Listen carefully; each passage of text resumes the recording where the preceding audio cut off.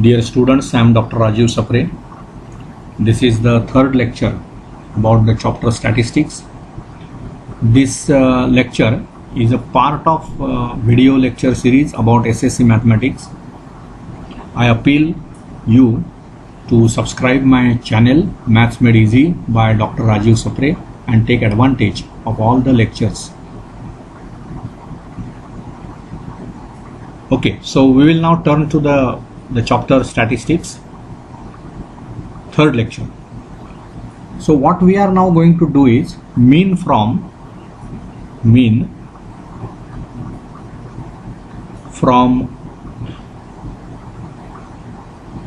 classified frequency distribution.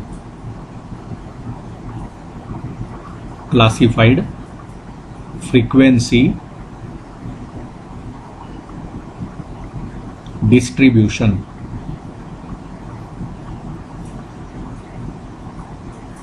This is what we have to work on now.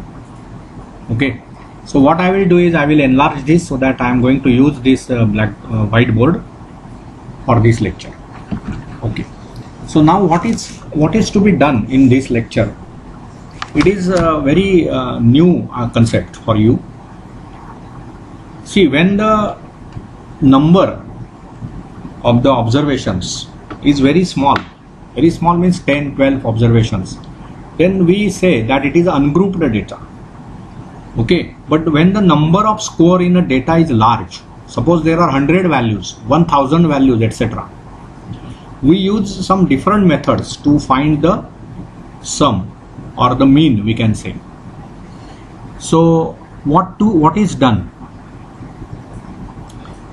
There are some methods. See, we are now going to first study mean. Okay, and this is now grouped frequency. Grouped frequency table, frequency distribution, we will say.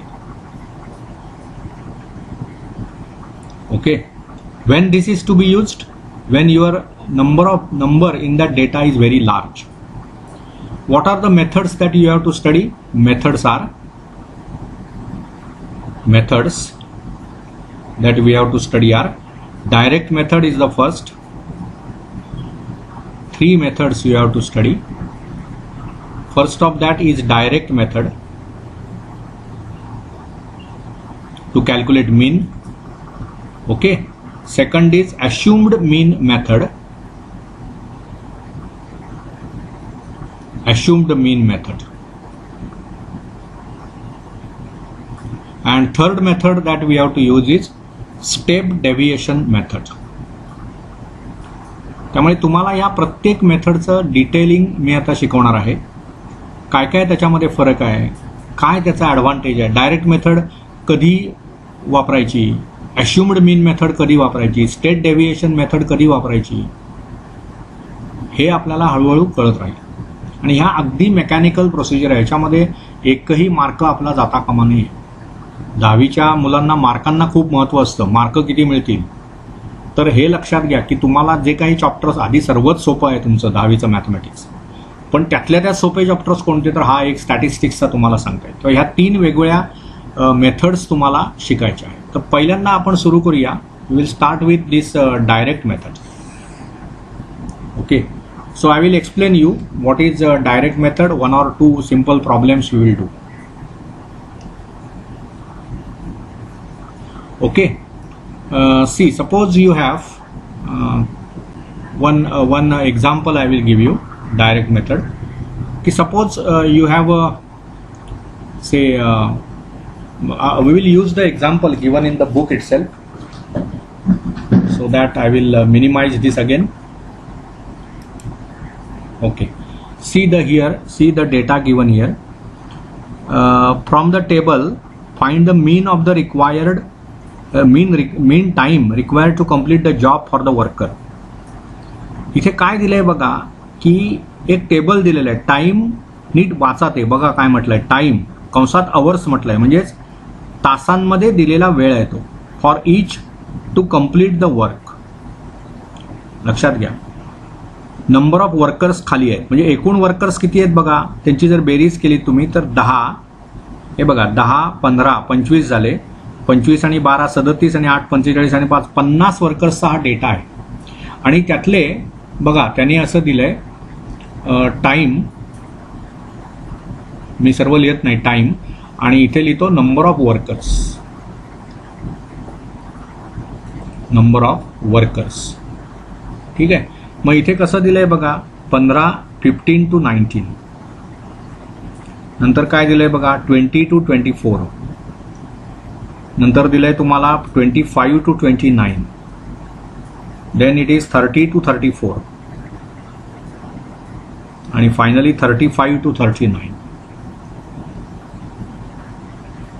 आणि मग number of वर्कर्समध्ये workers आहेत 10, then here it is 15 12 8 5. आणि याचा अर्थ काय बघा की 10 workers are there who complete the job in 15 to 19 hours. 15 ते 19 तासांमध्ये त्यांचं काम पूर्ण होतं. काही जणांना 16 तासात पूर्ण होत असेल, काही जणांचं 18 तासात पूर्ण होत असेल. जर ते 25 तासात पूर्ण होत असेल तर ते इथे येणार. 12 वर्कर्स असे आहेत की ज्यांचं काम त्यांना पूर्ण करण्यासाठी 25 ते 29 असे तास लागतात. काही जणांना 25 लागत असतील 12 मधल्या, काही जणांना 26 लागत असतील तास, एटसेट्रा. असा डेटा तुम्हाला दिलेला आहे. तर तुम्हाला त्यांनी विचारलेलं आहे from this find the mean time required to complete the job for the worker. म्हणजे 50 लोकांचा डेटा ऍक्च्युअली हा आहे. त्यातल्या 10 लोकांचं काम हे 15 ते 19 तासांमध्ये पूर्ण होत आहे. लक्षात घ्या, ह्याचा अर्थ आधी समजावून घ्या. 15 लोकांचं काम 20 ते 24 तासांमध्ये पूर्ण होत आहे. 12 लोकांचं काम 25 ते 29 तासांमध्ये पूर्ण होत आहे. असा हा डेटा आपल्याला दिलेला आहे. मग ज्यावेळी मीन मला काढायचा असतो त्यावेळी आधी ह्याला काय म्हणतात लक्षात घ्या. ह्यांना 15 ते 19 याला क्लास इंटरव्हल असं म्हणतात. Class interval. आणि जेव्हा तुम्ही हे दुसरं क्लास इंटरव्हल काय 20 ते 24, तिसरं क्लास इंटरव्हल काय 25 ते 29, चौथं काय आहे 30 ते 34, पाचवं काय आहे 35 ते 39. मग ह्या क्लास इंटरव्हलची लेंथ किती आहे बघा. लेंथ कशी काढायची. हे जे 15 आहे ना याला म्हणतात लोअर क्लास लिमिट आणि 19 आहे ते अप्पर क्लास लिमिट. हा 25 ते 29 घेतलं तर यातलं 25ला काय म्हणायचं आपण लोअर क्लास लिमिट, 29ला काय म्हणायचं अप्पर क्लास लिमिट. आणि त्या अप्पर क्लास लिमिटमधून लोअर क्लास लिमिट वजा करा. म्हणजे इथे या पर्टिक्युलर 25 ते 29 क्लासच्या बाबतीमध्ये 29 वजा 25 ही त्या क्लास इंटरव्हलची लेंथ आली. 20 ते 24 दुसरं क्लास इंटरव्हल आहे, ह्याची लेंथ किती येणार 24 वजा 20, याची लेंथ किती येणार 19 वजा 15, याची लेंथ किती येणार 39 वजा 35, 4. लक्षात घ्या. म्हणजे पहिलं म्हणजे मला आधी कळलं पाहिजे की क्लास इंटरव्हल ज्यावेळी मी लिहितो बघा इन जनरल आपण असं म्हणणार. हा पहिला प्रॉब्लेम आहे. मी अतिशय सोप्या भाषेमध्ये हे समजावून सांगण्याचा प्रयत्न करतोय. A to B जर क्लास इंटरव्हल असेल तर त्याचं lower class limit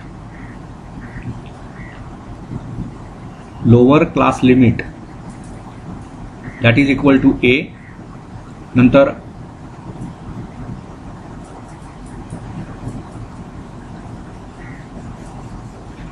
upper class limit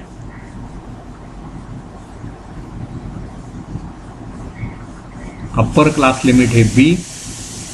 length of the class interval CI म्हणजेच class interval is B minus A.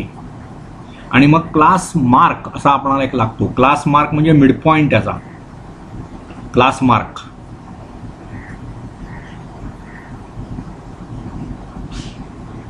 आता क्लास मार्क कसा काढायचा बघा. हे lower class limit upper class limit यांचं ऍडिशन करून त्याला 2 ने भागायचं म्हणजे A+B/2. आता ह्या सर्वच गोष्टी बघा. समजा मी पहिलं क्लास इंटरव्हल घेतलं 15 ते 19 तर लोअर क्लास लिमिट किती होणार 15, अप्पर क्लास लिमिट किती होणार 19, नंतर लेंथ ऑफ द क्लास किती होणार 19 वजा 15 म्हणजे 4. आणि तो जो क्लास मार्क आहे तो कसा काढायचा आपण बघा. काय फॉर्म्युला दिला आपण A+B/2 म्हणजे इथे 15 अधिक 19 भागिले 2 म्हणजे किती झालं 17. कळलं. असं तुम्हाला वापरायचंय. हे सर्व जे नॉलेज आता आपण एक्वायर केलंय ना हे आपल्याला त्या प्रॉब्लेम सॉल्व्हिंग मध्ये वापरायचं आहे हे लक्षात घ्या. मग आता हे सर्व कळलं का तुम्हाला. साधं आहे बघा. ए टू बी असं जर क्लास इंटरवल असेल तर A is the lower class limit, B is upper class limit, length of the class interval, length of the class असं पण त्याला म्हणतात, ते बी मायनस ए. आणि क्लास मार्क हा कसा काढायचा, लोअर क्लास लिमिट अधिक अपर क्लास लिमिट भागिले 2. आता हे जे काही सर्व आपण आता म्हणजे शिकलो ते आपणाला टेबल तयार करून त्याच्यामधून आपणाला मीन कसा काढायचा, ग्रुप्ड डेटा असेल तर. ग्रुप डेटा असेल तर तो असा रिप्रेझेंट केला जातो क्लास इंटरवल आणि त्या संदर्भामध्ये. तर आता इथे मी काय उभे असे कॉलम्स नाही काढणार आहे, फक्त तुम्हाला समजेल असं लक्षात घ्या की आपला पहिला कॉलम असणार अशा टाईपच्या वेळी, पहिला कॉलम असणार क्लास. तो कशाचा क्लास आहे बघा, time in hours, time in hours. नंतर दुसरं आहे ते क्लास मार्क, हे दुसरं आपलं त्यातला कॉलम असणार. तिसरा असणार फ्रिक्वेन्सी. फ्रिक्वेन्सी म्हणजे इथे काय असणार ते नंबर ऑफ वर्कर्स. आणि त्याच्या पुढचं असणार क्लास मार्क, म्हणजेच ते क्लास मार्कला आपण एक्स म्हणतो जनरली, एक्स आय. आणि ही जी फ्रिक्वेन्सी आहे ती एफ आय. आणि मग इथे मला शेवटचा column X I into F I. ठीक आहे. मग आता इथे डेटा दिलेला आहे त्यांनी. पहिला क्लास काय आहे 15 ते 19, मग आहे 20 ते 24, मग आहे 25 ते 29, मग आहे 30 ते 34 आणि नंतर आहे 35 ते 39. मग आता याचा क्लास मार्क काढा बघू. 15 आणि 19 यांची बेरीज करायची, 2 ने भागायचं. 19 आणि 15 34 झाले, 2 ने भागलं की 17 झालं. हे 24 आणि 20 म्हणजे 44 बेरीज, त्यांना भागलं 2 22. मग इथे 27 येईल, 17 आणि 5 22 ने 5 27. मग इथे 32 येईल आणि इथे 37 येईल. आणि फ्रिक्वेन्सीज काय होणार बघा, 10 15 12 8 आणि 5. बघा 10 दिलेलेच आहेत आपणाला, 15 12 8 आणि 5. नंतर आपल्याला प्रॉडक्ट घ्यायचा आहे X I into F i, म्हणजे 17 गुणिले 10, सो इट इज 170. 22 इंटू 15 किती होणार, 330, 330. 27 into 12 it is 324, this is 330. Then this will be what, 27 into 12 324. नंतर 32, 32 इंटू 8 256. आणि finally 37 into 5 185. So now here it is summation F I आणि this is summation F I x I. हे आपण बेरीज करायची. ही बेरीज 50 आहे निश्चितच. आणि ही बेरीज किती होते बघा, आता नीट करा ते. हे 4 ने 6 10 आणि 5 15, 15 चे 5 हातचाला 1 ने 8 9 5 14 16 19 आणि 7 26, 26 असे 6 हातचे आले 2 ने 1 3 ने 2 5 ने 3 8 ने 3 11 आणि 1 12. So this is 1265. ओके. आणि मग मीनचा फॉर्म्युला काय होणार बघा, x bar will be equal to, मग अशी फॉर्म्युला लिहिला आहे आपण, summation F I x i okay upon summation of f I.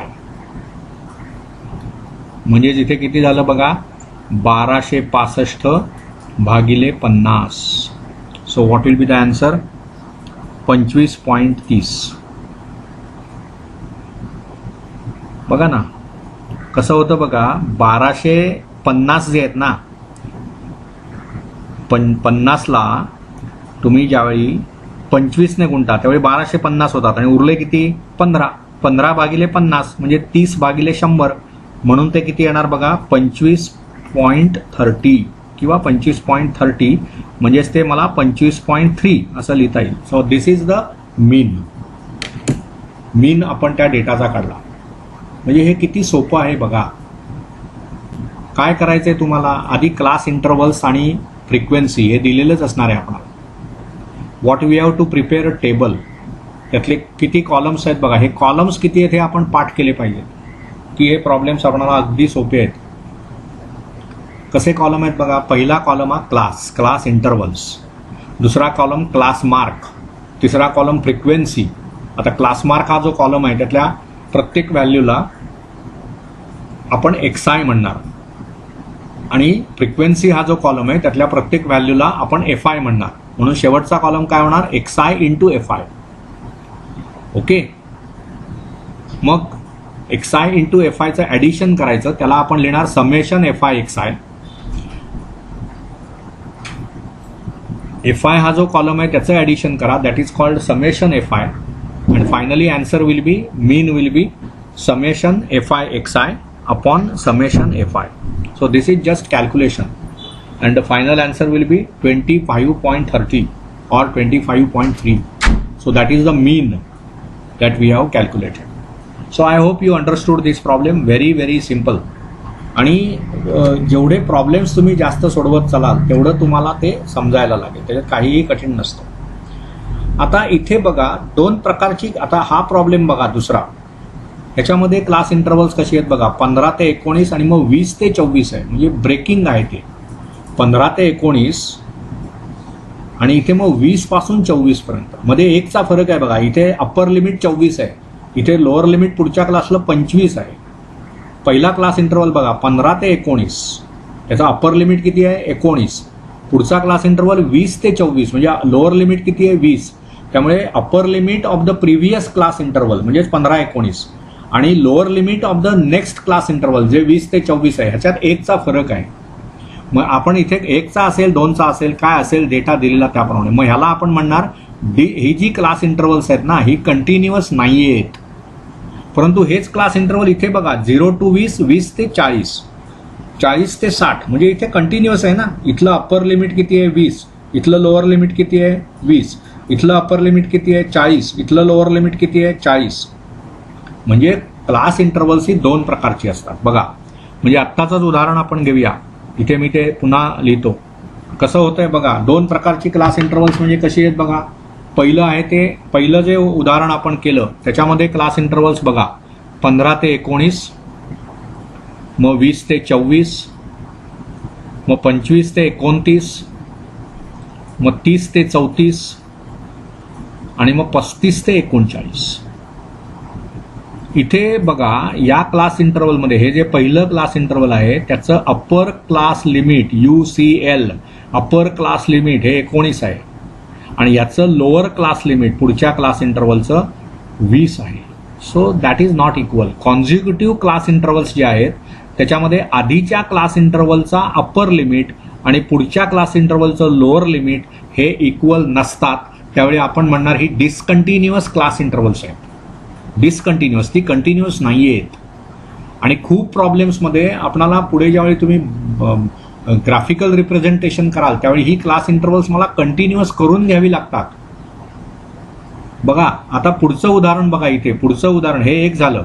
पुढचा जो प्रॉब्लेम आहे ना त्याच्यामध्ये त्यांनी कसं दिलंय बघा क्लास इंटरव्हल्स 0 to 20, मग 20 ते 40, मग आहे 40 ते 60, मग आहे 60 ते 80 आणि मग आहे 80 ते 100. म्हणजे ही कंटिन्युअस क्लास बघा, हे 20 आणि 20 सेम आहे. म्हणजे upper class limit of first class interval is 20 आणि lower class limit of this next class interval is also 20. They are equal and here they are not equal. बघा दे आर नॉट इक्वल.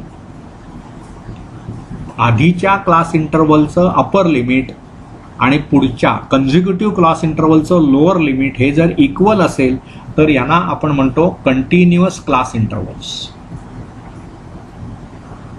बघा continuous class intervals, this have also very big importance in drawing figures. Continuous class intervals आणि ते होतं discontinuous. मग हे continuous करावं लागतं मला. त्याच्यासाठी काय करायचं आपण बघायचा डिफरन्स किती आहे. 19 आणि 20 मध्ये 1चा डिफरन्स आहे, 24 आणि 25 मध्ये 1चा डिफरन्स आहे, 29 आणि 30 मध्ये 1चा डिफरन्स आहे. मग 1ला मी 2 ने भागायचं, 1/2 म्हणजेच किती होणार 0.5. मग लोअर क्लास लिमिट म्हणून ते वजा करायचं, अप्पर क्लास लिमिटमध्ये ऍड करायचं. मग इथून 15 मधून वजा केलं की किती होणार बघा 14.5 आणि 19 मध्ये मिळवायचं म्हणजे काय होणार 19.5. मग 20 मधून वजा करायचं, काय वजा करायचं? 0.5. म्हणजेच ते किती होणार? 19.5. पुढचं ह्याच्यात मिळवायचं, मग हे होणार 24.5. मग पुढे बघा 25 ते 29 आहे, लोअर क्लास लिमिटमधून वजा करायचं 24.5 आणि अप्पर क्लास लिमिटमध्ये मिळवायचं 29.5. झालं, ही कंटिन्युअस झाली आता. So discontinuous class intervals we have made continuous by this procedure. काय प्रोसिजर आहे? आधीच्या क्लास इंटरव्हलचं अप्पर लिमिट आणि पुढच्या क्लास इंटरव्हलचं लोअर लिमिट ह्याच्यात कितीचा फरक आहे बघायचा. इथे या प्रॉब्लेममध्ये 19 आणि 20, 24 आणि 25 म्हणजे 1चा फरक होता, म्हणून त्याला 2 ने भागायचं. बघा इथे आपण केलं 1/2, म्हणजे ते उत्तर किती आलं? 0.5. मग आपण काय करायचं? लोअर क्लास लिमिटमधून ते 0.5 वजा करायचे, अप्पर क्लास लिमिटमध्ये ते मिळवायचे. म्हणून बघा 15 मधून वजा केले 14.5, 19 मध्ये मिळवले 19.5, 19.5 इथून बघा 20 मधून वजा केले 24 मध्ये मिळवले, 25 मधून वजा केले 29 मध्ये मिळवले. We got this. So these were discontinuous class intervals. We made them continuous class intervals. समजली का ही प्रोसिजर? व्हेरी इम्पॉर्टंट, कारण ज्यावेळी ग्राफिकल रिप्रेझेंटेशन आपण डेटाचं करणार त्यावेळी ही प्रोसिजर वापरून आपण ती क्लास इंटरव्हल्स कंटिन्युअस करतो, म्हणजे मग ग्राफ काढणं आपल्याला सोपं पडतं. Okay, so we will stop here in this lecture. We will continue calculation of mean median mode for a grouped frequency data in the next lecture. Thank you.